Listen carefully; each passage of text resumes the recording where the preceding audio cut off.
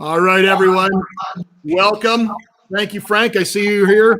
We're very excited to have a very special guest today on today's episode of Isopod Talk. Now, to give you guys a bit more background about Isopod Talk, I'm relatively new to the isopods, but my background is very much in the science side. So, I can often be new into a category in something and learn as much as I can, like a sponge on something. So, I'm definitely not an absolute beginner, but to have Wally in the house tonight is, it's absolutely an honor, my friend. Now, Isopod Talk, I started it in a way as I very much like to structure my live feeds that there's actually a topic that's focused topic. And then we can do things wherever we want to go from it, and it's open, and we can discuss things with chats and stuff. But the first one I did with Isopod Talk went over really, really well. And also I've noticed that a lot of people have enjoyed the educational side of it where they've rewatched the videos time and time again. And I have several people like Wally himself lined up to be able to do these Isopod ones where we could share our knowledge as a team and really work together and get stuff done. So with that, my friend, I'm absolutely honored to have you. It is 6 o'clock your time. It's 5 o'clock where I am. Good evening, Bug Hub. It's nice to have you. So I see you're already wearing your Chicago Blackhawks hat that you customarily wear in absolutely everything. How many? Well, I just did a video and I wore my Philadelphia Flyers hat. Thank you very much, Andrew. And I actually got a rash around the headband, so I had to take it off. Yeah. Are you originally from Chicago? I grew up right on the border. I grew up in Wisconsin. I was born in Illinois, grew up on the border of Wisconsin and Illinois and Wisconsin, and watched the Chicago Cubs. I remember watching the Cubs when I was 5 or 6, and I've watched them since. Grew a fondness of the Blackhawks, obviously, the Bulls. I'm in Packerland, so I hope nobody's listening, and the big Chicago Bears. So it's been, a passion of mine, especially the Cubs. When they won the World Series a few years ago, I jumped and hit my head on the ceiling. So that's why you have your hat. That's how I lost all my hair. Yeah. Now you got to be honest. Was Chicago actually your second choice of team to follow? And I'm talking just the Blackhawks. You couldn't find. I'm assuming that you couldn't find a Winnipeg Jets hat because the team has just been so explosively popular. That their merchandise is sold out everywhere. So I just assume that's what's happened with you. When did they make it to the NHL? They're a minor league team right now, right? I don't follow them that much, so help me with that. You do know that your team captain for your Blackhawks is from Winnipeg, do you? You know that, right? Yes, I do. Jonathan Cave Community Center. It's in South St. Paul. It's not far from my area. Chicago is an amazing place to visit, especially for all of these sports teams. Wrigley Field, being a baseball fan, there is no better place in the world than Wrigley Field. I don't know if you've ever gone there, but it's like I've never gone to a baseball. I don't really actually follow a lot of sports. I played university level basketball. Honestly, that was the only sport that I really played. And when I was in university, it was in the heyday of the Bulls and the Knicks, the rivalry, and Phil Jackson and all those guys. So that's about the only sport. And then I played. I got into golf, and I haven't played golf honestly in a few years since the kids came along. I never followed really any of the other organized sports. I never had the time. I'm nature. But when you say Wrigley Field, that's the White Sox, right? Or is that's the Cubs. That's the Cubs. So that the one that's in that nice kind of like historic kind of area. There's lots of cafes and everything downtown. It really is. Yeah, it really is. It's the ivy on the wall, the stands, the old scoreboard, the lights, just came in about 20 years ago or so. Chicago White Sox. So I love baseball. I love the Cubs. I watch the Brewers because I'm in Milwaukee. Love them too. If the Cubs don't make it, I certainly hope the Brewers do. But now that the White Sox are doing really well, I hope they make it. But White Sox Stadium is cookie cutter. Chicago is all that. I've never been to it. I have gone by the building, and it's a gorgeous piece of architecture, and it's in a beautiful setting. It's a great area. I love it. Chicago's one of my favorite cities to travel to for speaking and conventions and stuff. I love going to the Shed and the Field Museum, and that's right there by Soldier Field. It seems to be everything's right there, right with the skyline behind you. It's a beautiful, beautiful city. The beautiful thing about living in Milwaukee is that we get Milwaukee and we get to be close to Chicago without really living in Chicago. So that's the fun part of it. Yeah, you don't in Chicago the same way. Well, you and I both share a lot of similar interests over our lives. We've only known each other a little bit more recently now because we found each other through the isopods and stuff. But reptiles, we've both been interested in reptiles, isopods. I've been involved with fish my whole life, and you're kind of dabbling in fish again. Is it again, or you kept it before? I'm getting into fish again, and that's actually how I started following you. I was looking for fish information, looking for good channels, and yours is absolutely one of the best. So I wanted to do some well earned. I was looking for fish information because I'm like you. At the beginning of the show, you mentioned that you're a sponge. You observe everything. I'm the same way. I'll overanalyze everything. So I have spreadsheets of some of the fish that I might want to keep. But I reached out to a bunch of different people and got some different ideas. I've always said, find 2 or 3 people that can be your mentor and you can go to and ask questions. And I went to you and I asked about a pump, and you kindly replied back and gave me information. I actually got that pump for upstairs. But in the past, about 30 years ago, I used to be the president and gosh, my wife and I did everything for the Milwaukee Aquarium Society, but I had about 125 tanks downstairs, all the way to 125, most of them smaller, a lot of 50s, but a lot of 10s as well, and I kept a pistos and things like that. So, long drought in fish keeping.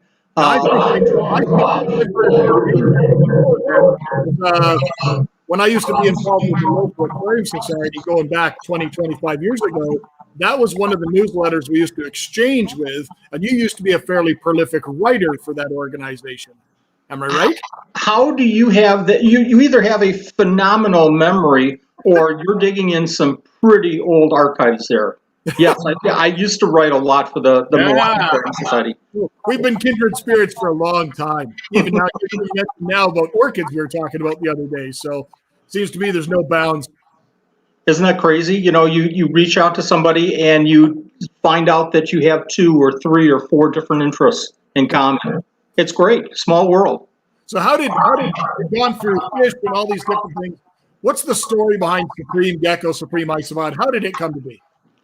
I'll start with the fish. Kept fish for a long time. It got big. I was shipping around almost to the world, all over the country. But we had some issues with our 3rd son, and there were probably 3 or 4 days that I just couldn't get downstairs.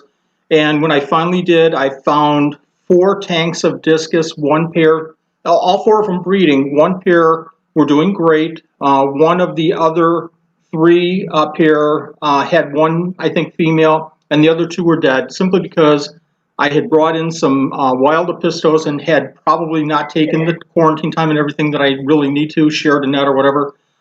Lost a bunch of fish, especially those discus, and I said, I'm done. Had a friend come over, we organized, and the next week, and I sold everything, half horse, pump, everything.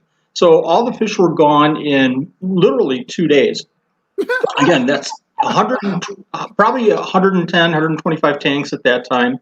Killifish and just everything. So I went from that because I had to make the decision, is it work, family, or fish? I can choose one. And obviously, family wasn't going to go anywhere. But no, and work was doing very well. So I decided to continue with my work. I loved my work. I always have. And the fish kind of took a back step for a while. But after a few years, I decided to get into something, got into orchids, kept orchids for probably about 3 or 4 or 5 years, had a greenhouse downstairs. You can't breed orchids. Well, you can kind of breed them, but you can't. So I got out of orchids pretty quick. I loved their colors. I loved working with them. I loved learning as much as I possibly can. That was before the internet, so everything was books. Yeah. Ones that come out from the shower, it smells like meat rotting or something. All the weirds. Yes. The bulbophyllums, yes. I love the lady slippers. Anything that looked kind of weird. The Draculas. I'm trying to think of some of these names. It's been too long.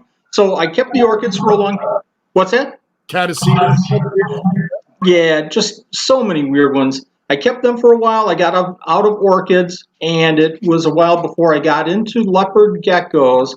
I got a pair, and I was feeding them. They started breeding, and just like fish, you get one pair, and they start breeding, and all of a sudden your tanks are multiplying quicker than your fish. So, it's 2 tanks, then it's 4 tanks, and then it's 125 tanks. So I had a pair of leopard geckos. They bred my very first year, and I started keeping crested geckos. I really got into the crested geckos and all the colors and everything. Loved the leopard geckos.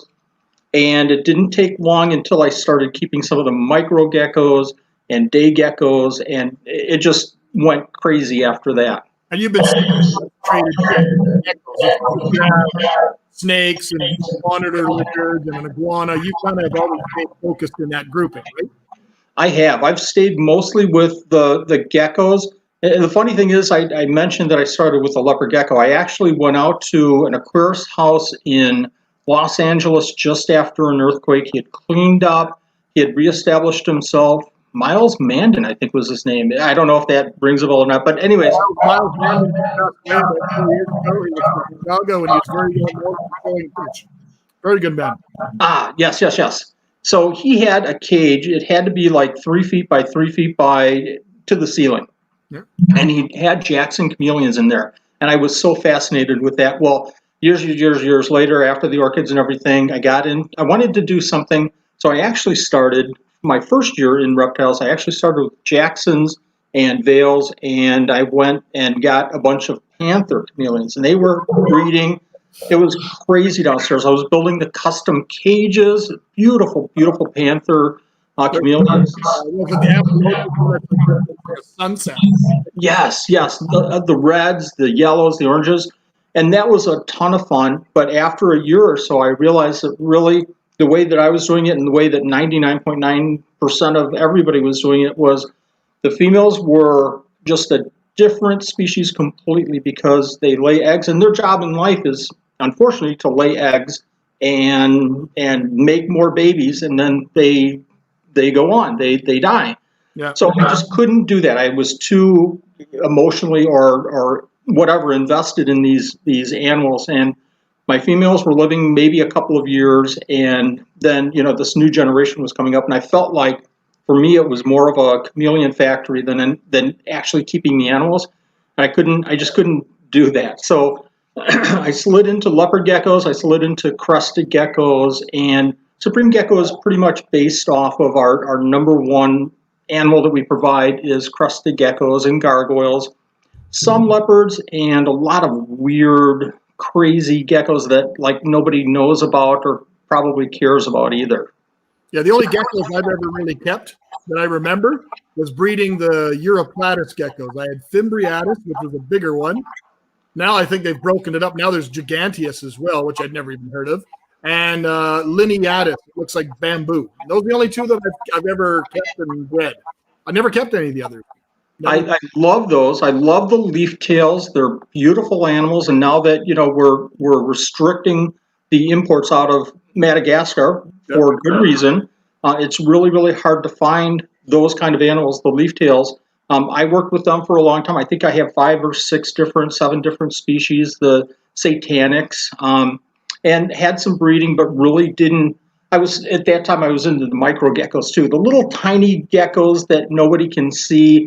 That's what I was into, rather than the big, cool Lineatus and the Giganticus and all the other really cool ones. Yeah. So how did say that again? How did Isopods end up in the picture? Were you looking at doing bioactive vivariums or? I did. So this is 2 stories now. So the first story is I was really, hammering away at the geckos. The Supreme Gecko business was doing really, really well. At that time, I pulled in a project at work, that multi-million-dollar project, and I was the project manager, and it consumed my life, minimum 80 hours a week for a couple of years. To the point where it just got to be too much, and a couple of years ago I retired. I just said that this is enough. I really want to focus on enjoying, the rest of my life and focusing on the reptiles. So about 5 or 6 years ago, I kept isopods simply for that, for bioactive. So I kept dwarf whites and a couple other ones. I had a friend, Charles Shermer, that was really pushing the isopods. Well, you've got to try these. You're going to go crazy with these. And I just couldn't buy it. I couldn't buy spending $5 on an isopod. $5. I can find them in the yard. Charles, I'll bring you some, and I'll sell you them for 25 cents a piece. No, Wally, this hobby is going to go nuts. Well, at that time, work kicked in. I kind of got away from, I actually got away from the geckos. My wife maintained everything downstairs for a couple of years. A couple of years ago, then I got back into the hobby, and it was the springtime and just past the point where everything should have been breeding. Nothing's breeding. Spring, summer, fall, couldn't take it. And that's what I love about this hobby, is seeing babies. Yeah. If I can get babies, it means that I'm doing something right with the adults, and it means that I'm caring for them like I should be, hopefully. And babies are the cool stuff of the hobby for me. Yeah. And opening the incubator and finding babies is like, almost as good as a Cubs World Series win. So, I didn't have that. I didn't have that for like 3 seasons. I had to do something. So I got into isopods. Ryan McVeigh of Madison Area Herpetological Society helped me along, provided me with some isopods. And all of a sudden I had babies. I had activity. I could set up new enclosures and new setups, and I could go on, the internet and watch a Russ Wilson from Aquarimax Pets and his videos and help. And people were open with information, and again, this whole isopod world is pretty new, but people were willing to share, and that was really super cool. And it went from, again, like fish, it went from maybe 1 or 2 to 6 to 12 to 24, and I think I'm up to, I have over 100 enclosures, and I think I'm around 80 different species. Crazy. Are we nuts? We've got to be nuts. I don't have the goal of acquiring more and more and more.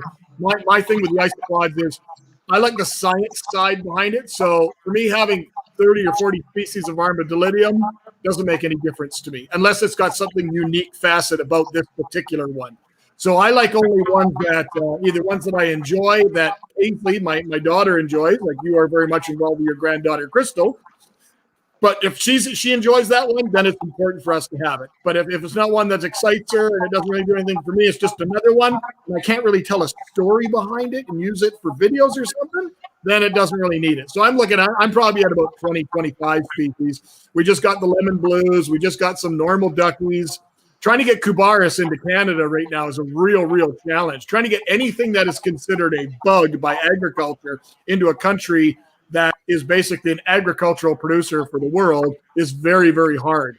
So on that last order, we did a Thai import, and all the paperwork was fine, but most of the 2/3 of the order didn't make it. And on the order, I ordered lemon blues, and they made it perfectly. Didn't lose a single one. I ordered duckies. They all crashed, and I was able to find from somebody else a breeding group. And then we also had coming in that I can't pronounce the gender. I've never seen them before other than pictures. That new tricolor one, Marilou. Sure. Yep. We had those coming in too, and they all crashed. But the really cool thing is that the individual that took care of doing the order for us for Canada is everything was covered. So it was all DOA policy and everything. So now we have to wait till spring because the weather's changing now. Now we wait till spring and then we start all over again. But that's the problem with wild caught or importing or bringing them across. There's a lot of shipping, and I think that 2 days, 3 days for isopods is a no-brainer, especially with cryopacks. But if you're bringing them in from overseas or from another country, that's got to be nuts. That's got to be crazy. Well, a lot of people is different elevations cause different internal pressures on the animals.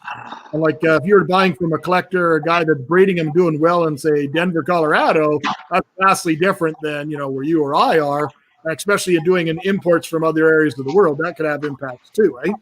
That's a great point. Did you see any of that? I'm kind of diverting off the topic here a little bit, but do you see any of that in fish at all? If you're bringing in fish, do you have to kind of watch that with the fish? Not really. Collecting wild caught fish from great depth, you have to depressurize them, bringing them up. So back in the day when they were collecting in some of the Rift Lakes, collecting things like frontosa, the African cichlid, the big, beautiful frontosa, they would go and collect them in the wild, and they would have these oil drums or plastic oil drums, 100 meters below the surface, somehow tethered there. And then they would catch the fish and put them in that drum, bring them up, put them in that drum, and then leave them there for a day to decompress, and then bring them up another 50 yards. So sometimes it would take 3 days to a week to get that fish all the way to the surface safely so it could be sold. And that's why back in the day when those new fish came out that they had such a high dollar, because sometimes they were very challenging to get alive. Something like a blue frontosa when that came out. Yeah, exactly. Yeah. Now, a good friend of mine, Spencer Jack, here in Winnipeg, he's well known for doing talks and travels like I used to before COVID. He has a talk specifically on frontosas, and it's not, now they're starting to break some of them up individual species, but like the variants, there's probably 25 variants of them are in different areas of the lake. You can't find these things. They're very, very deep. So once they do find a new one, it's like a whole new discovery. So that's cool. I'm taking you away from the conversation, so stop me here. But how do you feel about keeping the locations all straight? Very, very important to me. I personally, the best people that do the best job as fish keepers in maintaining integrity are the old school guys that kept killies. They are absolutely anal about the details of collection locale, data, and all that information, GPS coordinates, everything. Because if that fish from that mud puddle in that spot, and you go 200 yards down the stream, it's an entirely different species, and they will readily mix. So I think we need more of that. And having these, even if you kept cichlids, Central American cichlids, back in the day there was a firemouth, a Jack Dempsey, a Salvini, and that's what you got. And they were farm raised by the millions, and they're available in the pet stores. But nowadays, you can actually get them from very certain locations, and they look vastly different in coloring. And some of them are vastly different, not in coloring, but also in morphology, body shape, structure, aggression. Like it depends on what comes from, right? I can relate it, and I'll let you get back to the Isopod talk, but I can relate it to my days of keeping Tropheus, where you wanted to be just dead on with the location. If somebody said it's, I'm trying to think of some of them now, Kaiser, it's a Kaiser. Well, what location Kaiser? Is it a Kaiser 1, Kaiser 2? Is it from this island? Is it from this little place? And if they didn't know, and I think that a lot of that is happening now with some of the geckos, especially the Leachianus, types like that. If you don't know a location, a lot of people just don't want to jump into something like that.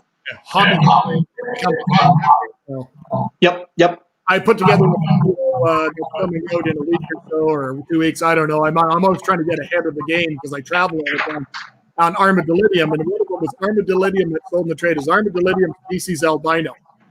Albino what? Nobody knows. There's not a lot of scientific work or nomenclature work in the background going on isopods apparently, but there needs to be. there needs to be. That's a great way to say it. Yep. Yeah. So, what would be like? Do you have a favorite genre of isopod yourself? Oh gosh, yes, I do. That's kind of a tough question because again, I'm kind of keeping a lot of different species, and I really enjoy each one. Maybe not every single one. Maybe there's a couple of isopods I don't enjoy as much, but I love them all. But the big one for me is the giant Spanish isopods, the Porcelio bolivare, the Hoffman Segai, some of those big ones, Spatulatus, Magnificus. Yeah. Some of the Expansus, some of the big Spanish isopods. They're a little tougher. They're harder to work with. When we look at the market, we're going to see some of these isopods. Let's take something like not the dairy cow, but the milkback, Porcelio laevis milkback, where it came out, the morph was developed. It came onto the market. But easy to breed, and it came down real quick. And it's not all about money and markets and everything, but these Porcelio expansus and Magnificus, they're always going to be hard to find in the hobby, and they're always going to be in high demand. Because you're there, fast forward through some of my notes a little bit, and I noticed, watching your videos, that you have somehow bestowed the title of king onto, what is it now, 6 species of isopod? And you just actually just listed all 6. So, are we to expect maybe perhaps an isopod grudge match between the 6 species? Maybe you do a video where you go into each culture and you take the champion from the said culture, and then you put them all together, and then they have kind of a grudge match to feel who's going to actually retain the title of king of all podbill. That's a great video option for you.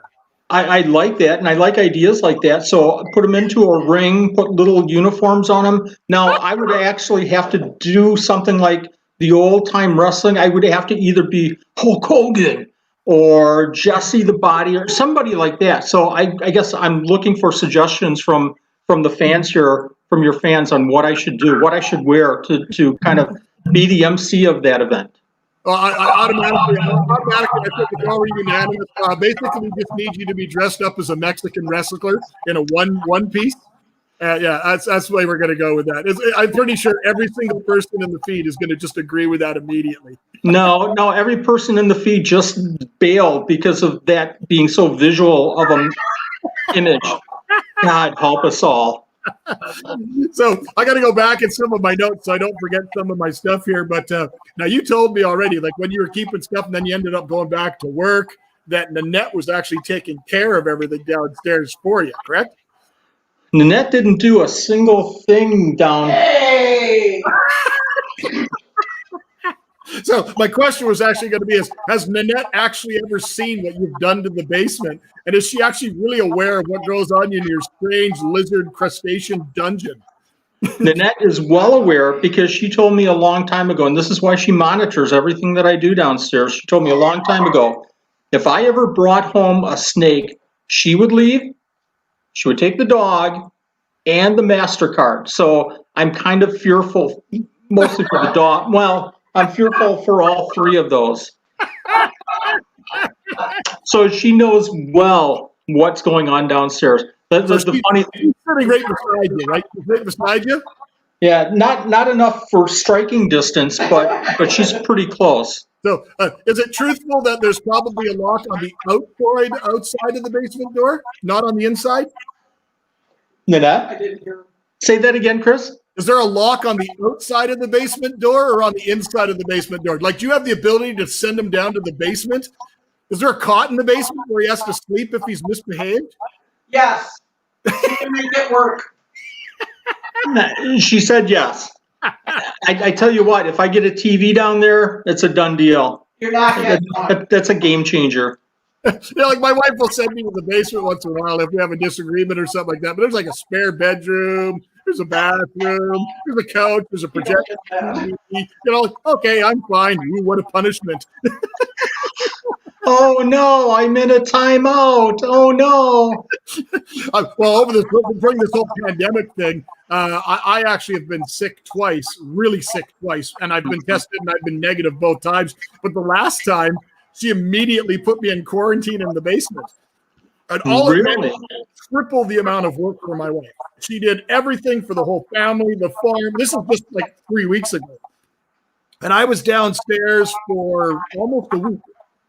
And she'd have to come down and do all the laundry. And like, because I was having high fevers, it was one thing after taking care of every aspect. And then she had to go and wash her hands because we didn't know if the test results were negative or positive at the time yet. So wives are saints. We got to absolutely cherish everything they do for us. And they love us unconditionally, even though we kind of look the way we look and we do the stupid things we do. Well, God bless your wife and certainly mine. I certainly couldn't do this one more day without her. I get to do the fun stuff downstairs. I go downstairs, I look for babies, I put babies away, I collect eggs, and that does all the gecko poop cleaning and misting and everything else. So.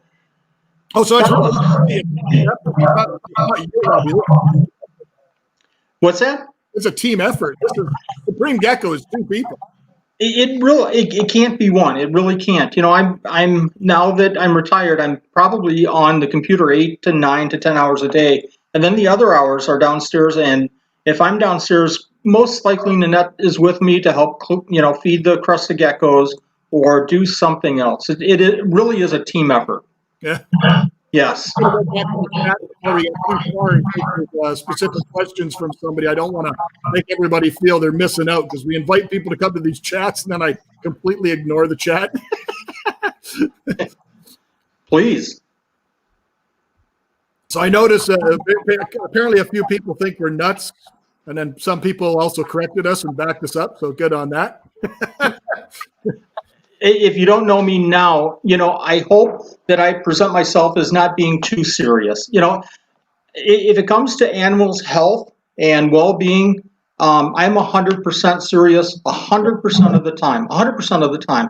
If you have a question, and I tell you, Chris, I'm probably answering, I don't even know, 40 or 50 questions a day, and that's cool because I feel like I'm having some impact on the hobby, hopefully. But if it's not about the animal's health and it's talking like we're doing right now, I don't take too much too serious. No, I'm not. There's nothing serious about me. All you have to do is look at me and say there's nothing serious about me at all. No. There's a gentleman, Mitch Howes, basically said, he says, your videos are absolutely awesome. He loved the information. Big thanks from Northern BC. So I'm assuming he's directing that at you because my videos are nowhere near yours in regards to the quality of information. Northern BC is in Canada on the far west coast, so that's to you. Brooke Ray Diamond asked to speak about Kubaris species. How would you keep rubber duckies versus, say, panda kings? And what's the difference in care for specific species? So I'll let you go with that. Yep. If you go to the Supreme Gecko YouTube channel, you won't see one video with rubber duckies in it. And that's really super intentional. I got them back in, I think, January, younger animals. They're doing well. I'm just now getting babies. I don't do any videos, and this is so intentional. I can't stress this enough. I don't do any videos on geckos or isopods that I haven't, felt like I can present information that's, spot on, or at least for me. I don't present any videos where I don't feel like I'm getting babies and able to show people how to not only keep them, but also how to manage them with babies. So I haven't done anything with duckies simply because of that. I'm just now getting babies. I have ambers. I have probably 4 or 5 other key bearers. But until I feel like I'm successful, I don't want to pass on any information that maybe could maybe not be correct. Yeah. So, when we talk about rubber duckies, all of my information is hearsay, and I have my tank set up, or my enclosure set up one way, and hopefully that's okay, but I'm not really going to pass that along to too many. I know they need a little bit moisture than the giant Spanish, obviously. They're burrowers. Provide that moist side, provide that moist area, provide that concave wood, provide a limestone, some kind of rock that they can climb on, that they can dig around, and that's about all the difference that I'm doing. They don't provide as much ventilation, but I do have the cross ventilation in the tubs, but I don't provide as much information, as much ventilation as I do the giant Spanish. In my mind, whenever it comes to isopods, the tough ones, the end point right here is some of the giant Spanish, and then you kind of work your way backwards. Yeah. Yeah, and if we want to really generalize it, Brooke, I agree with Wally 100%. Like when we talk about porcelios as a whole, a lot of porcelios tend to like it a little bit drier, particularly the Spanish and a lot of the European ones because they come from a slightly more arid environment, and therefore you're going to need more ventilation, like Wally pointed out, drier environment. And you can do that by providing that gradient within your tub, putting more moisture towards the back of the tub, and then keeping it progressively drier to the front, to the point it's bone dry right at the front. Don't necessarily miss the whole thing down. And that's fairly generalized. Porcelios as a whole also tend to have a higher protein-based diet, so they'll often eat fish flakes more readily, dried minnows, and all these other different types of foods. And one thing I wanted to ask you about is you actually manufacture your own food. So when we're done about this, we'll talk about that next. Armadillidium are easier for a lot of things, like a lot of the basic ones, like your maculatum, your clowns, your magic potions. A lot of those other ones are perfect scabers and stuff. They're all perfect ones to kind of cut your teeth on. I don't understand the whole trend about Kubaris and this fascination with Kubaris is everybody is basing this fascination off of a picture or a video of the animals themselves. And I don't think most people, until they're an actual keeper like yourself, neither you or I would ever recommend a Kubara species as your first isopod, because they're not going to get that reward, that excitement, opening up the tub and seeing them right away, because they almost invariably are always buried in the substrate, right? Absolutely, positively. So wait a minute. In my King of Isopods, I don't have the rubber duckies. That's odd. And that's intentional. And I mentioned that in every, I think I've mentioned that in every single one of these videos. That is that for me, it's the rubber duckies aren't the king simply because, you know, they're I think a lot of other keepers are having success with them, more success than you see with keepers keeping Expansus or Magnificus or, you know, one of those other giant Spanish. So, and you don't see them, you know, they bury themselves and they're gone. So you pull up the cork and you see one or two, and you know that there's, you know, a dozen or 2 dozen under the surface. So I did a video on best beginner isopods, and I made it real clear that, you know, the Capurus are not in that list anywhere.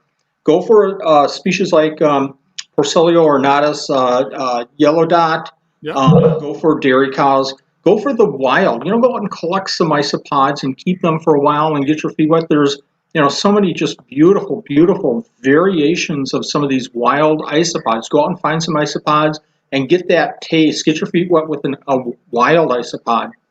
Yep. Basically, still have Stella's on her nightstand. Yeah.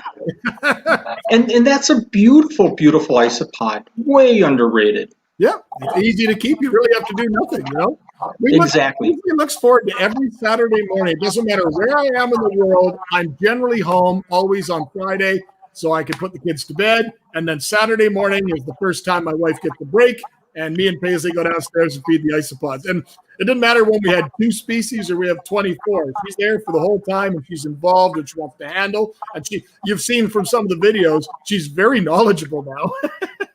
She is right on it. It's very impressive, and it's very impressive that she's comfortable handling them, getting, you know, her hands dirty, and she knows her stuff. So let me ask you this. What's that? She knows what poop. She knows poop. Yeah. Gecko poop. Yeah. Let me ask this. So she owns the dairy cows. The dairy cows aren't yours. They're hers. They're Paisley's. So does she own any other isopods in your collection? Well, yes, she does. She owns one other species, and they are another species of like the dairy cows, the Lavis, and they are Lavis orange. And the reason she owns those is because my good friends who are in the chat here, Cheyenne and Ivan over at Species Canada, they are basically the pushers. They are the ones that have started this whole thing. They are completely to blame. And the two of them, basically, I was helping them land a plant shipment, and we were there for a few hours into the wee hours in the morning, and they sent me home with a culture for Paisley. So she's got 2 now. And the reason she went home with the orange one specifically is she has one of those Japanese isopod toys, the big plastic ones. Oh, okay. And I ordered them off eBay. I ordered one for her, and I ordered one for Ivan and Cheyenne's baby at the time as a Christmas present. And so Paisley's is this big translucent orange one. So she absolutely calls that perfect isopod. And now she has her orangey, which is his name, and she has her orange isopod. It's amazing. She's so young, but yet she has this, I don't know, she's in touch with nature so much. It's really cool. Yeah. Really cool. One thing that we really can bond on and spend that time with, because I'm often away from the home more than I'd like to be. So being able to spend that quality time with her when she's younger is awesome to me. Well done. Well done, sir. I understand that you manufacture your own brand of isopod food, correct? Do you manufacture it? I do. The Supreme Isopod Chow, we started selling it this early summer, and it's really taken off. But I had been using it. I wanted to put together a mix because there's a couple of products on the market right now that are very popular, and I felt like I wanted to do something a little bit less expensive. I wanted to save money. I'm a cheapskate. So I put together this mix, kind of sort of based on a couple of other products on the market, but with a lot of the same ingredients, just to see how the isopods would take to it. The very first go that I had, everything devoured it. Everything except Hoffman Segai. Hoffman Segai are just finicky little eaters, but everybody just devoured it. So I've tweaked it a little bit here or there. I feed it dry, and I'll say this over and over. In fact, I put it on the back of the bag, decaying wood and leaves. If you don't have those two, there's going to be problems in your isopod enclosure because that's what they're going to eat 90% of the time. Everything else that we give these isopods is supplement. Now, the supplementation that we're doing with this, like Supreme Isopod Chow or whatever you're using, is good, and it keeps them healthy, and it gives them additional calcium. If you're not giving enough calcium, it gives them all these other things that they need. And, I don't want to make this a commercial or anything, but when I started using this, my colonies a lot of my colonies took off and really started producing well. So I used it for about 6 to 7 months, 8 months or so, and then I started packaging it up because I was hoping that other hobbyists would save a little bit of money too from buying the other products on the market. I'm just answering a question for Brooke. Brooke has asked if she has a different amount of Facilio species. She has lavas, which would be a scaber, and then she has orange Dalmatians, and she has Gestroi. With the Gestrois, how would you keep them? How would you do their ventilation? Seems they like to be a bit more dry. Honestly, I don't keep my Gestroi any different than the other ones mentioned. I do. I do it a little bit different, and I haven't had huge success. I've had some Mankai babies, but they really haven't taken off on me, but I'm giving them a lot of ventilation. I'm actually keeping them pretty much just like the giant Spanish, other than I have them a little bit, if the container for the giant Spanish is 20% moist area, they're maybe 30, 35%, something like, so they have a little bit more of a moist area. But other than that, lots of ventilation. Cool. Okay. Do you do other types of food, or is this pretty much your go-to? You feed everybody this diet? It's my staple. Just like you probably, for your fish, you probably have a staple, but you probably also, if you're feeding maybe a normal tropical fish food, you're probably throwing in some spirulina flakes once in a while, and you're throwing in some shrimp flakes once in a while, and whatever you're doing. So I have probably 5 or 6 different foods that I'm throwing in there. Other than, armadillidiums absolutely get vegetables every single feeding, and I put a piece of vegetable in everything because, it helps. But, I go through, I use shrimp, I use dried fish, I use dried mealworms. One of my favorite foods to feed other than the Supreme Isopod Chow is I feed a lot of crusted gecko diet, and I feed them in flat dishes. So if the crusted geckos don't eat all of their diet, I'll pull the dish aside and I'll put it on the side, let it dry out, and I come back and I take that dish and I just, wipe the dried crusted gecko diet into a bucket. I come back a little bit later, week or so, and I crush it up and I'll feed that in more of a powder form back to the isopods, and they love it. And it has obviously all the ingredients really that are important. Well, I think most people, when it comes to isopods, they read far more into it than it needs to be. This is essentially the crustacean version of a mushroom. They're designed to go out in the wild and break things down. So they don't need a lot of very specific dietary constraints, like fish flakes. Works good. Depending on the species, some species will require more protein, like we talked about, than others. Some will require more vegetation. Cubaris, the big thing different about Cubaris is most of them hail from like limestone kind of caves, so they need a slightly more alkaline environment. And when we're all using oak bark and oak leaves and peat moss and cocoa fibers and organic soils, that soil is going to be very, very acidic. So we need to add some calcium carbonate using like a reptile substrate that you can buy that's a calcium carbonate, adding a lot more eggshells and cuttle bones. And like what I love for limestone is all our bedrock up here is limestone, but it's extremely dense limestone. So one of the fish wholesalers sells Texas Holy Rock. And it's a softer, more porous kind of stuff that has holes through it. Well, what I do is I wait until everybody's picked through it, and I pick up all the little pieces off the bottom, and there'll be little 6-inch pieces, 3-inch pieces, and it seems to be a much more softer limestone that the isopods, and they actually consume it, which is what people need to understand. They actually have the ability to somehow consume the limestone, and it becomes a calcium source for them. And that's in my opinion, it's very generalized, but that is probably the biggest difference from Cubaris and the other groups. I couldn't have said it any better. And the thing right now is that, again, this is a new hobby. It's not that old. Cubaris haven't been in the hobby that long. Who knows specifically what their exact needs are? There's a lot of people doing a great job with Cubaris, but I don't know if anybody's really studied them. Is it the fact that they need the limestone in their diets? Is it the fact that they need to live on the limestone? Is it the fact that the limestone keeps their enclosure more, base and doesn't allow it to reach those critical levels? Like with all the other things that we're putting into these enclosures, we don't know. We don't really know for sure, right? Well, the other thing I think particularly rubber ducks, that's one that started the whole exciting trend for everybody. We know they come from Asia. We know they come from a limestone cave.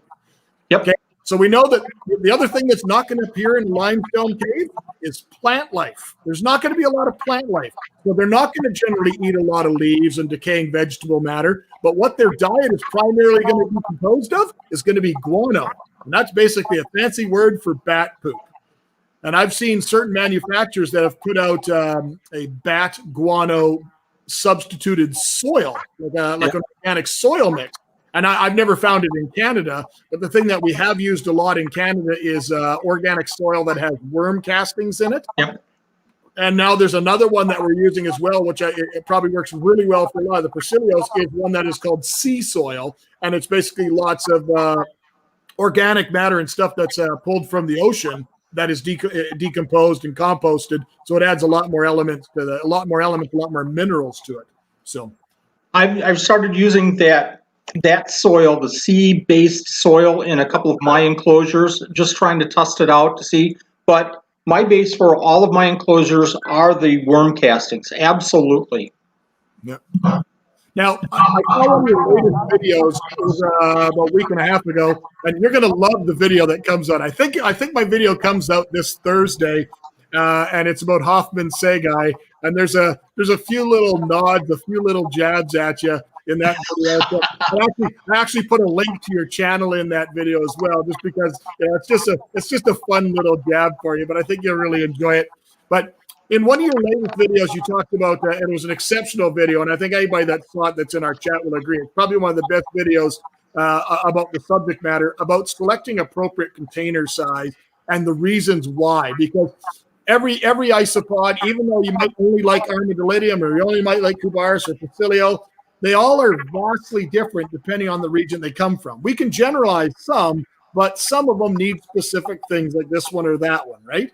Yes. So, like, that was very, very solid information. So it all comes true that the question, and like you mentioned earlier, is that you get this with your email and you spend so many hours at the computer because you run a business doing this, isopods and geckos, and that's what your livelihood is based on now that you're retired.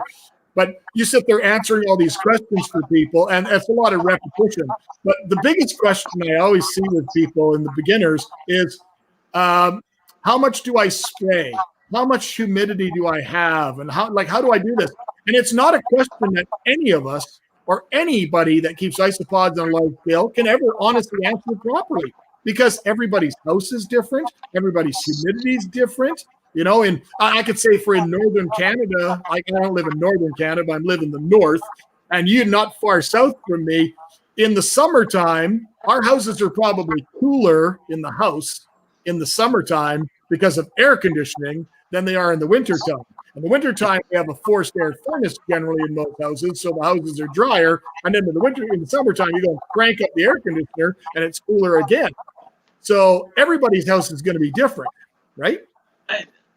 You're stealing my line, Chris. I mean, I've used that line forever, and I'm sure you have too, and a lot of people do. But my gosh, if I could put one line in every single video that I did, and I'm going to back up a couple of steps. And the reason I got back into doing YouTube videos wasn't about anything with money or showing off animals or any of that.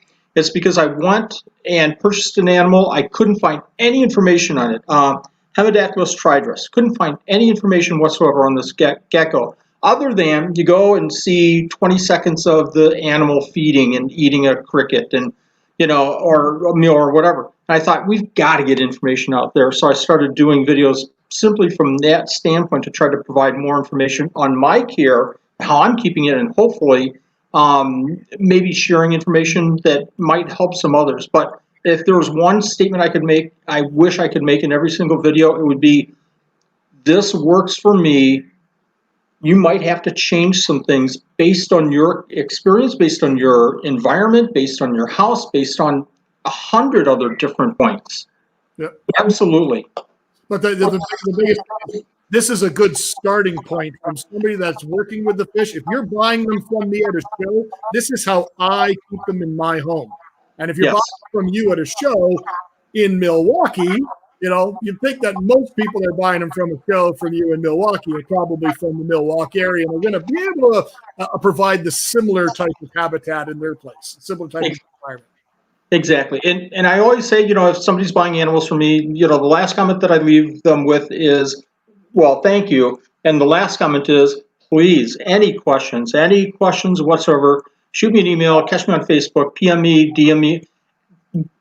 Send me that information so I can help you, because the last thing I want to hear from somebody is, I bought an animal 3 months ago and it didn't make it. I want to help people as much as possible, but I also tell people, make me one of 3 people that you talk to. Make me one of the 3 people that you kind of get a feel for, how to keep an animal, maybe what's wrong with the animal, but maybe find a couple of other people and bounce those ideas off of all 3, and then use your best judgment. Go back to the wild. What's happening in the wild? Why is it different the way I'm keeping it? Go back to the wild and examine how the animal is living in the wild, temperatures, humidity, rainfall, everything, and then make your best guess on how you should be keeping that animal, or what you need to change to keep it better. Yeah. So I'm just going back to the chat to see if there's anything we missed. I see Susie Q's here. That's wonderful. Hey, Susie. Brooke mentioned, she said her breeder has very prolific and booming Kubaris cultures, and he doesn't see a reason for the limestone in his ton of almost every species. And that's very true. Now, the thing that you didn't mention, Brooke, which may very well be a factor, is we're talking about generalities in regards to the where the species hail from. My background is mostly in the science. So if I'm looking at keeping a new fish, a new orchid, a new anything, isopods included, I look at natural history and learn about their natural habitats and try to adapt that information as best as I can. And the thing that we're not talking about is, I at home, and I can only speak for me, I use reverse osmosis water.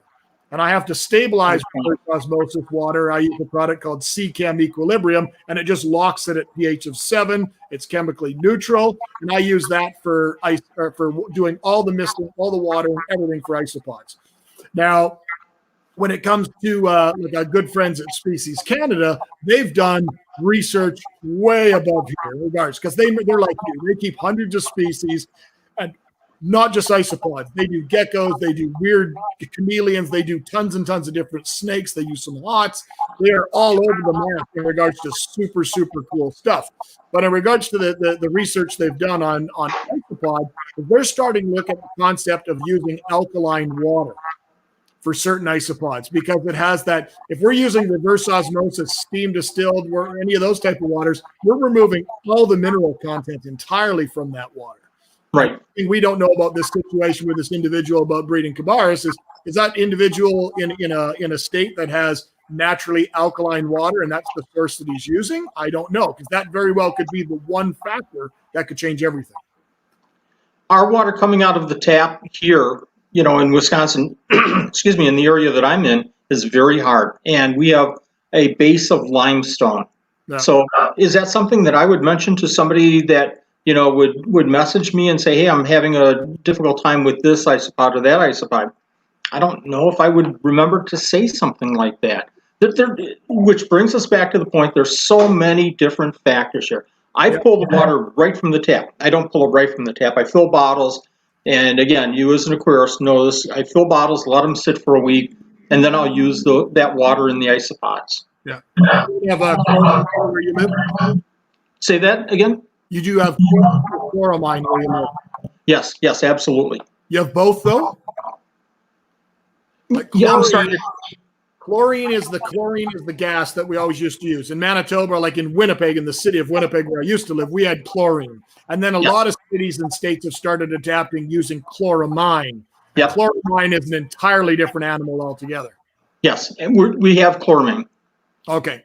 So using chloramine, you'd have to actually use a product. If you were keeping a fish tank, you'd have to actually use a water conditioner to break that chemical bond of chloramine. Otherwise, you're not doing anything. It stays with it. Okay. Yeah. For isopods, I honestly don't see chloramine doing anything different. Obviously, you're having great success. You're at 100 plus, 80 to 100 species now, right? Right. Seems to be working. And when I add water, I'm adding it to one little corner. It's not soaking the whole enclosure. So far, so good. But yeah, that's a great point. Yeah. See, Brooke asked, do they consume the worm castings? Well, the worm casting soil is basically it's a soil, a mud, black earth type mud made from composting worm castings. And worm castings is derived from vermicomposting, which is African red worms, and they're used for breaking down and recycling natural products. So if you owned a restaurant or a big kitchen or a produce department at a grocery store, and you had all your trimmings from all your organic stuff, your vegetables and stuff, you could add them to these worm composters and they would break it all down into a soil. And basically their worm poop is what they call worm castings. So it's not actually poop that they're consuming. It is still an organic soil that they're using as their bedding, I guess. A very rich soil. Yes. Rich in nutrients. Yep. I'm just looking through this thing. Hoffman Segai, Frank the Tank is saying, yes, Hoffman Segai, I'm trying to get some from Wally. Do you have some available? I have some available. Thanks for joining, Frank the Tank. Longtime fan of yours.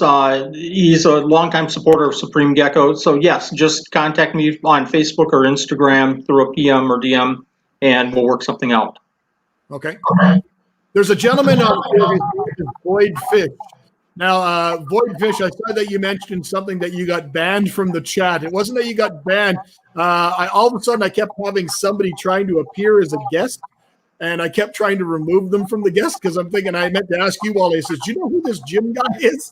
Somebody just kept appearing in the chat, not in the chat side, but in the actual trying to become a guest on the thing. So I kept hitting remove from the group, and then I hit banned, and all of a sudden Void Fish says, so possibly Void Fish, it wasn't intentional, but possibly you were hitting something wrong. I'm not, neither, you can tell by Wally and I, neither of us are tech legends, so I apologize. It wasn't to ban you from anything. It's just Wally's the guest for today. We're talking about isopods, so we're very, very honored to have you with us. I think he probably thought he could do a better job than me as the guest, and please. Or the host. No. I hear that this Brooke Ray Diamond says she was literally the guy. I was literally the guy Wally spoke with in the Isopod group using my girlfriend's laptop. That video helped a ton. Now I'm assuming it's the one pertaining to all the containers. Does that ring a bell? For me, my problem is I go through so many questions. I focus on the question, I help, and back and forth, and then after about 2 or 3 days, I lose it. For the most part, I lose the conversation. So it kind of rings a bell, but not directly. Yeah. So I'm just saying,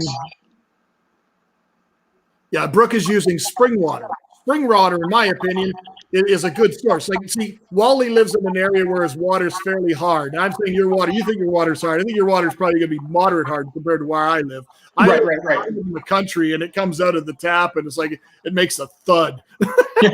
Terrible. But that's why I manufacture about 180 gallons of reverse osmosis water. I use it for my planted aquariums and certain tanks, and then I always have the 180 gallons full every day. So I use that for my pump sprayer for the isopods as well.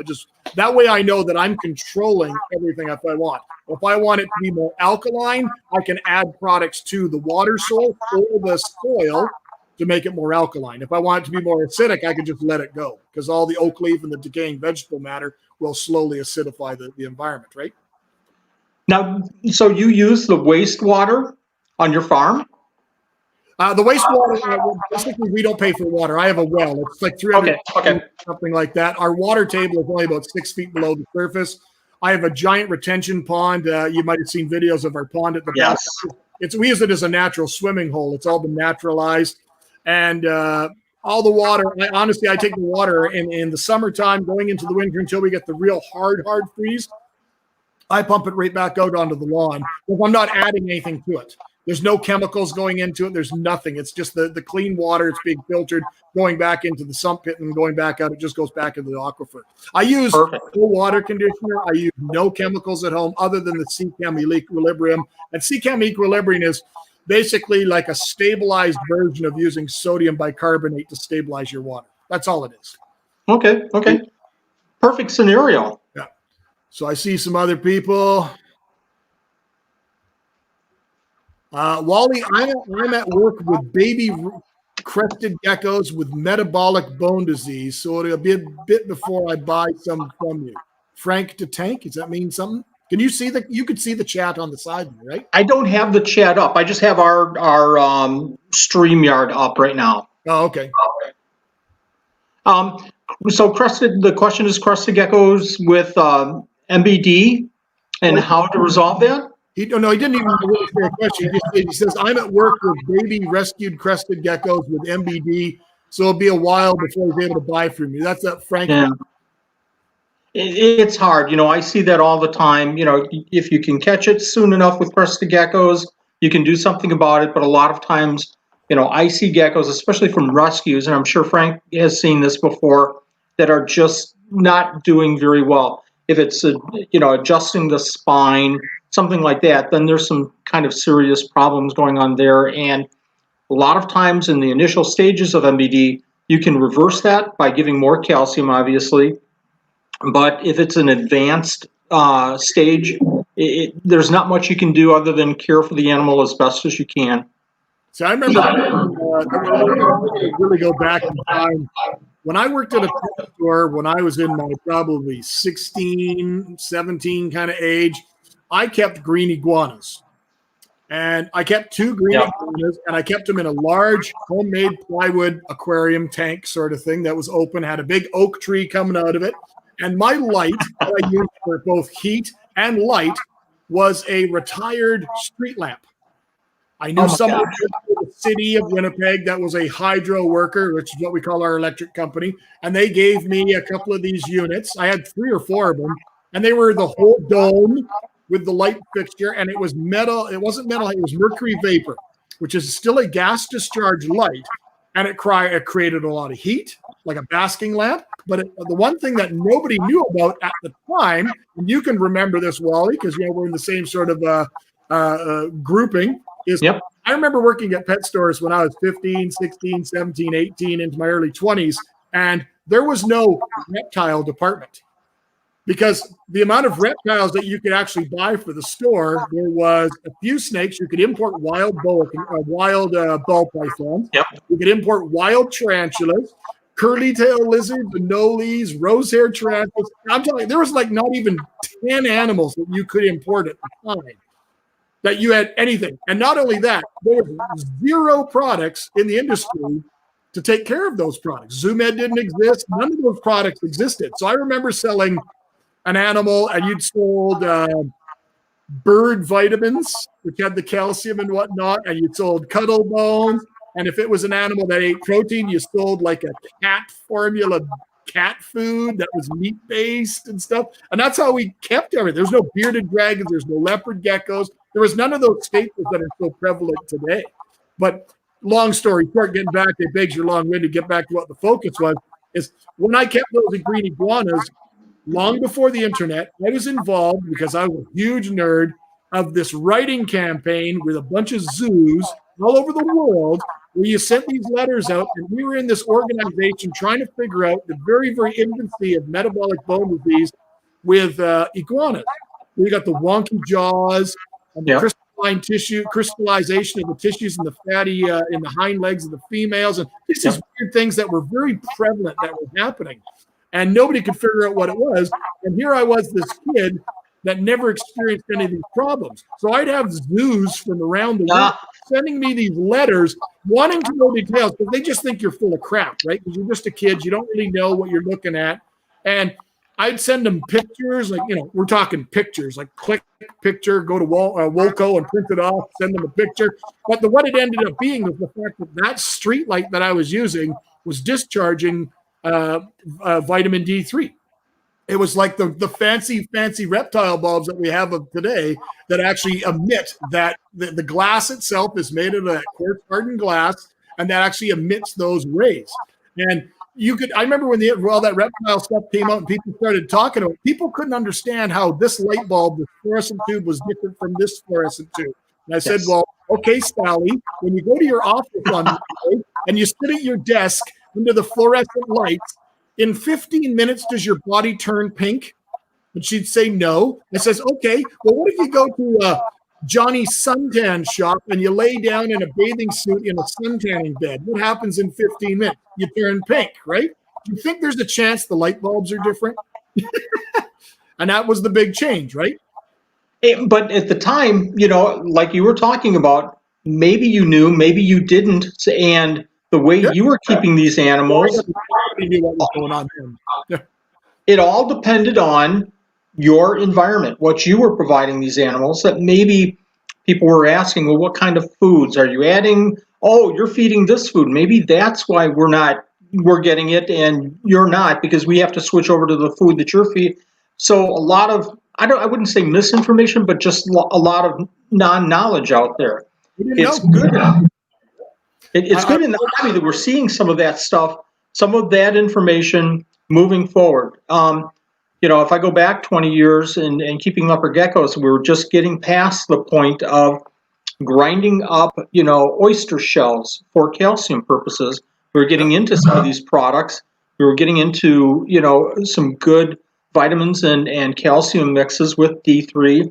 But, it didn't hit I don't think that it hit the hobby with leopard geckos and crested geckos because they're nocturnal. They don't need UVB at all in their environment. Well, in the last 10 years, last 5 years, people are realizing there's benefits to every animal, no matter, if they are strictly nocturnal or if they're certainly diurnal, but these animals need UVB in their environment to be healthy. Fish comes later. I think that'll be a little change. You spend a day at a fish farm in Florida and you net out something out of the pond in full sunshine at high noon, it is breathtaking. And then you look at home and your fish, they're okay. And then you're like, oh, what do I feed it? I feed it color enhancing this and color enhancing that. You will never be able to replicate Florida sunshine in your water.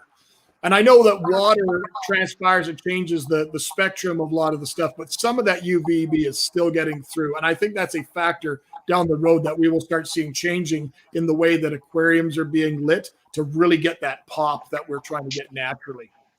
And the whole hobby might be driven by plants. It might be, well, I'm going to set up this enclosure or this tank with certain lights to get stimulate plant growth and everything. And the side benefit might be, their fish are showing better colors. Yeah. And I know there's a couple of here. Void Fish mentioned that he worked at Petco as an aquatic specialist. His manager had him feed crested gecko lettuce and carrots, and he told her that's not what they eat, so he got fired. Void Fish, I can understand that situation completely because my wife actually worked for the other main one, the other big box store that's all over North America, the number one big box store. It doesn't matter what the name of it is, but everybody knows what I'm talking about. Yeah. And they had to follow a policy and procedures manual, a P&P or something like that. And it basically said, and Wally will love this, for geckos, they require 2 inches of sand. And that was it. That was how general it got. So I remember her phoning me one day when she got in one of these big Europlatus something or other from Madagascar. And she almost lost her job because she set it up incorrectly. And when the divisional managers would travel through, they'd go to the store and they carried a tape measure and they would measure the substrate. If it was 2.5 inches, you'd get written up. And I'm like, Really? That's what we've gotten to? Like we have no actual education anymore. We just can literally put it in black and white that all geckos, 2 inches of sand. And I can see that to a certain point from a business standpoint, but I tell you, Chris, at least once a month, I have a message come through. Hey, my local pet store, I had to rescue. What do I do now? And boy, this is going to be controversial. I'm going to maybe shake up some heads here, and you might lose some viewers. And it's already done. My thought is don't support the stores by buying rescue animals. Number one, they might already be past the point. They might have other things going on. Instead, what you want to do is you want to walk in there and say, you want to make more money? You want to save money? I can help you with that. To make more money, you have to have healthy animals. To save money, you have to feed this kind of food. You have to do this. Bottom line, hit them right where it hurts, and that's the bottom line. Stop buying animals as rescue. And I know people are going to be mad at that, and I've said it before, but I'll stay with this. Please don't buy animals that from pet stores that are keeping them like that. I agree. The therapist tonight said, Wally, are there any isopod species or breeds that are on your wish list? Well, I know you want lemon blues and you don't have them, but are there any others that are on your list? Lemon blues are probably the one. Maybe the other one is, and the name is gone, but your guest, excuse me, your guest a couple of weeks ago mentioned this. It's a type, it's like the flavor marginata, Porcellio flavor marginata, and I can't think of the name. It's a little bit bigger, but it's one of the flatter, it starts with an S. Gosh darn it, it happens all the time. Cinctus? It looks No. like a canthus, but it's black and white and has the checkered pattern going down? Yes. Yeah, that's the one. That is absolutely Cheyenne's absolutely favorite species right now. That's it then. Yeah. Yep. That one and lemon blues, and that's, I'm really not into the Cubera, so I want to keep working with, the animals that I have right now and do a better job with them. I'm really real satisfied with the collection that I have right now. Well, everybody finds their little niche of what they like, what's best for them and stuff, And for me, it's like I said, it's gotta entertain me, it's gotta entertain my daughter, and I got to be able to tell a story that makes sense from a scientific standpoint. There got to be something there. Yes. So I don't need more and more and more and more. And I know that's a bad thing to say when my pusher's sitting in there in the chat going, no, Biggs, you need more. We got more for you, Biggs. But it's hard. It's hard because we all want more. We all want to collect more Beanie Babies. We all want, as many as we want, and we want them right now. It's hard to know, where your line is and not go past it. It's very difficult. I think with the micro geckos, I did that. I wanted everything. So at some point I had 40 or 50 different micro geckos, and that's a lot of work. Feeding them every single day, missing all the work involved, collecting eggs, teeny tiny babies, and working with it was just too much, and I had to start dropping back and manage the animals that I could manage, and forget the rest. Well, I see Joint Fish. All these witless species are the isopods from the deep, the sea 1 foot monster isopods. I don't know if that's yours, but like to me, I have very dear friends in the States that own some big fish farms that I import from all over the world. And one of them knows full well that that is on my wish list. And I will set up a saltwater tank to have one of those or a couple of those, because that is something I could definitely tell a story behind. If you look at those giant ones out of the ocean, and they look exactly like aliens would look, in my opinion. They are yeah. How big of a tank would you need for something like that? Well, I don't know. They get to be about the size of a Canadian football, which is bigger than a U.S. football. Like they're a substantial animal. Imagine the size of an Oscar that grew twice its size. So the bio load from that animal, you'd need you don't necessarily need a 75 or 120 gallon tank. I think you should, but it's more the filtration aspect to be able to maintain the bio load from that thing, because when it's a decomposer, right? They've seen, I don't know if you've seen any of the videos, but I've seen videos where they've taken a dead alligator carcass and sunk it to the bottom and then done the video. And they're all over this thing. And I'm like, That's what they do. They break down. They're the mushrooms of the sea. Do you have a basement? My whole fish room or my little lounge and stuff like that is all in the basement. Yeah. I think you need to change up. I think you need to seal it, caulk it up, and fill it up with water, and keep a dozen of these animals. That's my thought. I'm going to watch this at one time, and I'm just going to go with a preemptive no.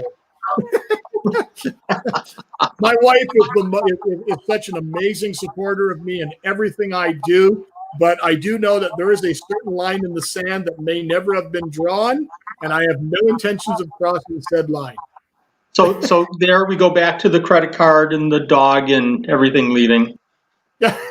Like I said, the dog is what you're worried about most. Well, before we leave, Wally, what's next for Supreme Gecko, Supreme Isopods? Like, if COVID never happened, what's the next big thing? Oh gosh, I love to do shows, and I really, really miss doing reptile shows. I love the shows and meeting people. I love doing crested geckos, and where's my crested gecko? I love bringing out crested geckos and showing people.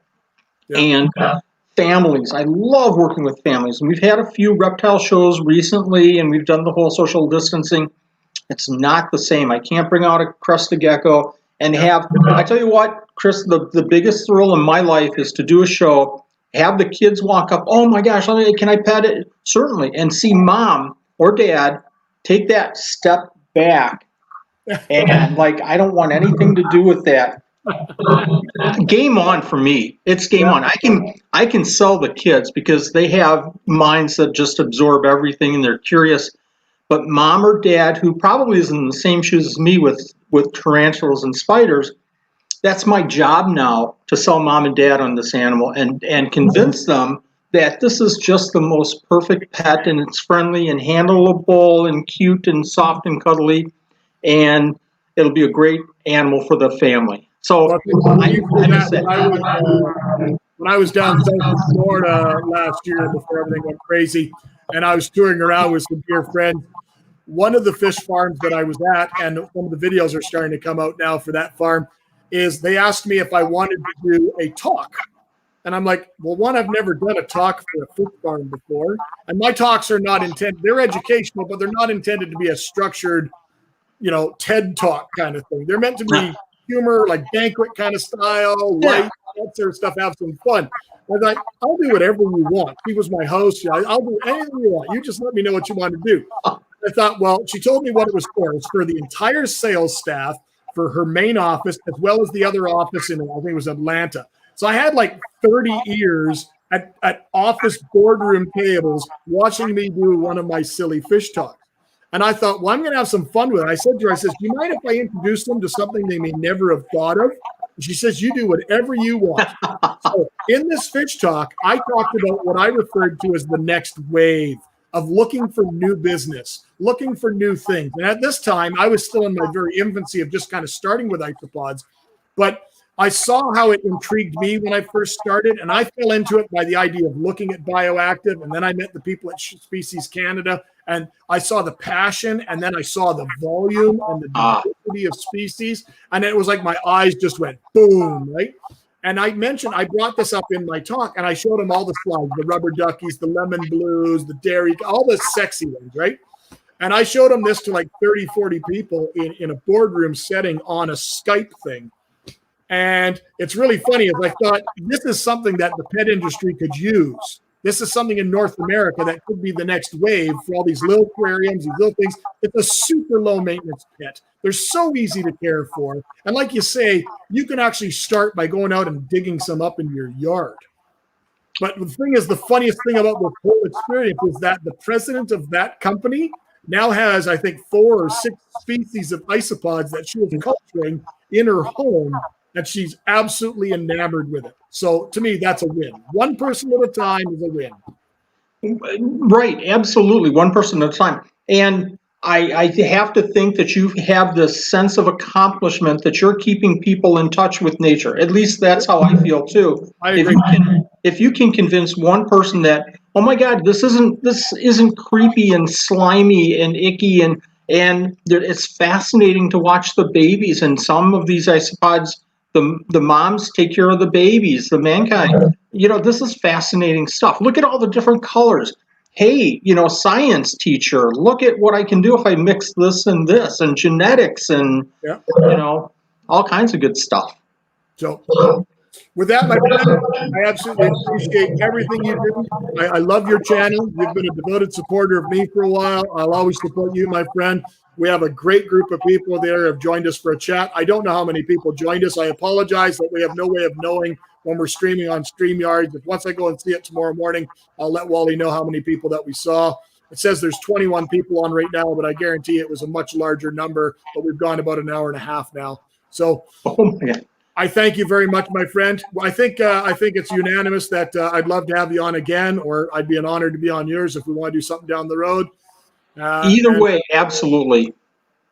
So I thank everyone for joining us tonight for Isopod Talk. With that, you got something else? One more minute, if I may, if you don't mind. I would like to do a giveaway, and unfortunately I can't ship to Canada, but I can ship to the United States, and I don't know how, Chris, you would like to do this. I know this is kind of spur of the moment, but I'd like to give away a culture of magic potions, if I may.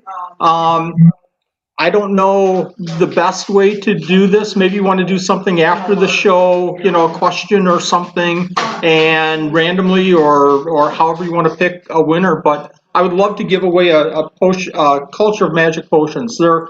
It doesn't matter, but they're around an $80 retail value. I'll ship them to the winner. Let me fill that out. We'll come up with something that we both fair. Excellent. Thank you very much, my friend. That's an absolute My blessing. pleasure. Thank you very much. Take care.